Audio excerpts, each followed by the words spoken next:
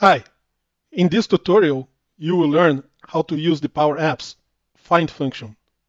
Let's get started. I'm here in a Power Apps Canvas app, and we're going to start adding a text input. Then I'm going to add a second text input, and I'm going to add a text label here at the bottom.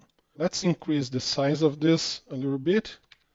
Let's make it 15 is okay. Let's make this one also 15, and same thing here for the text. Here at the bottom, I'm going to center the text, and I'm going to add some labels here.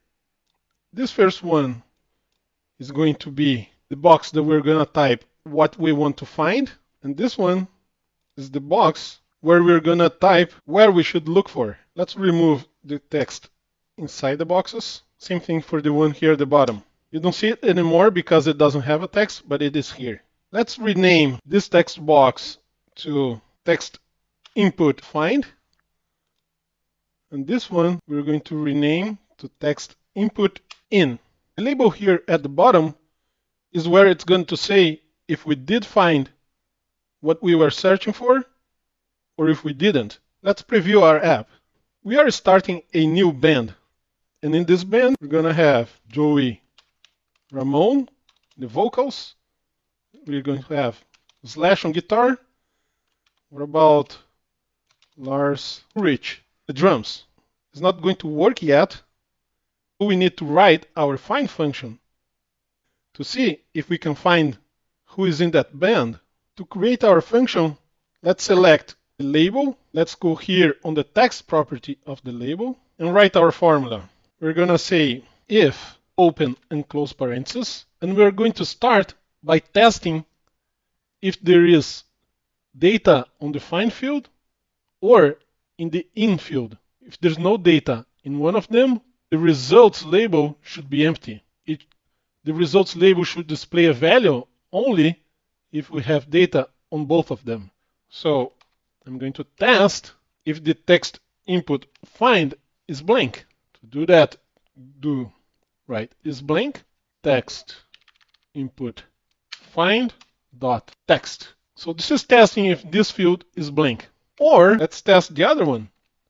Is blank text input in, which is the next one, dot text. So if this field is blank or this field is blank, this label should be empty. Else, now it's going to come the find function. And in this else clause, we're going to start with an if. If, open and close parentheses. Now define find, open and close parentheses again. And in the find function, we're going to say text in text input in dot greater than 0. So the find function is going to find if the text in the find field is in the text in the in field. If it is, the result is going to be greater than 0. And as a result, we're going to say that the label should say, yes, I found it. Else, as we say in traditional programming languages, sorry, try again. Let's format the text. This is what we have.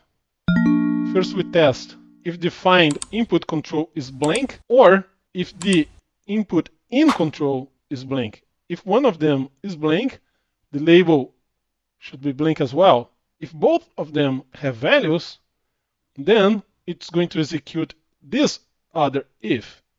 And in this other if, it's going to look for the text in the find field in the in field. And if it finds, the value is going to be greater than 0, which will return the result true. And if true, the label will display, yes, I found it.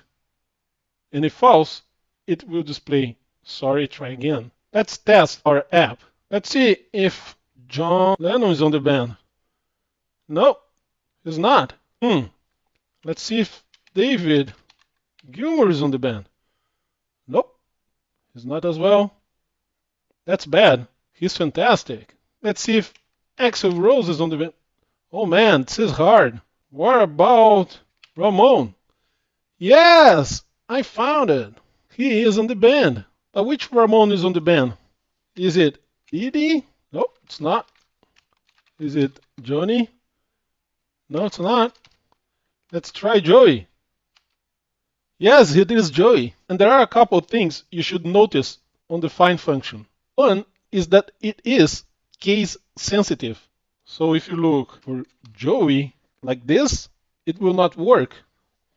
But if you look for Joey with the first letter uppercase, like it is here, then it works. And the second thing is that you can search just inside some of the content. So let's say lash.